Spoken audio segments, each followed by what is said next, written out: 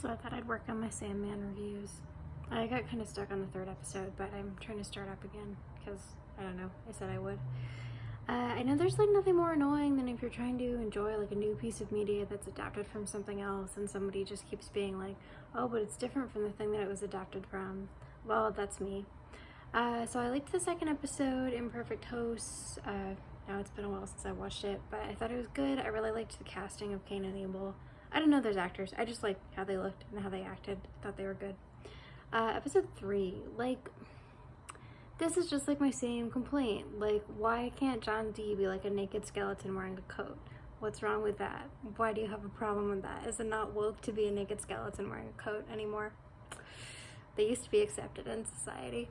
So, like, I actually thought David Thewlis, this version of John D, is very appealing for whatever reason.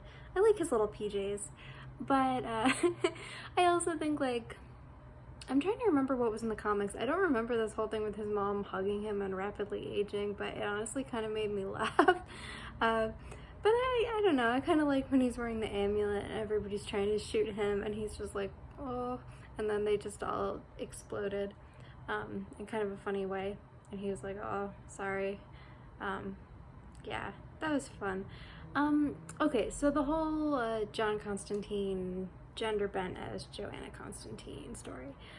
I was excited when I realized that John Constantine was going to be gender bent in the story, but like, you know, first of all, I would have liked to see somebody that was a more straightforward gender bend of John Constantine, so like a little bit more mask presenting and just kind of like gritty, which I don't really see with John Coleman. I think that's her name from Doctor Who. But to be fair, like, I feel like she was like trying to be like that, so I can appreciate that. I think if I was like a kid and I saw this on TV, I would be like, how amazing, like a cool lesbian, like supernatural investigator. But like as an adult, I guess I'm just like a little bit more picky than I was in like 2000, and I'm like, okay, can't this like lesbian supernatural investigator be like a little bit more butch and like a little bit more of an interesting character than this? So I guess like my main complaint is just like in the original, again, it was scarier. I feel like they sort of took away all the moments that are like scarier and gorier in this story, and the concept of somebody getting addicted to dream sand was pretty scary.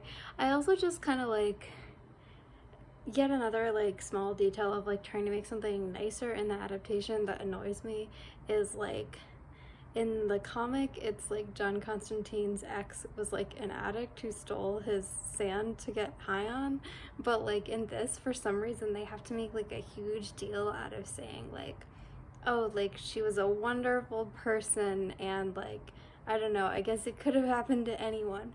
And like, I don't know, I guess I feel like if someone's like a background character who's just going to appear very briefly, I found the character in the comics to be like a little bit more sympathetic, because like the small details that we knew about her made her seem more like an actual person, instead of this character where all we're told is like, oh, she was a great person. Like, okay, that's like not enough to know about a character that you don't see. Like, I would have rather hear something unflattering about them so that they seem more real.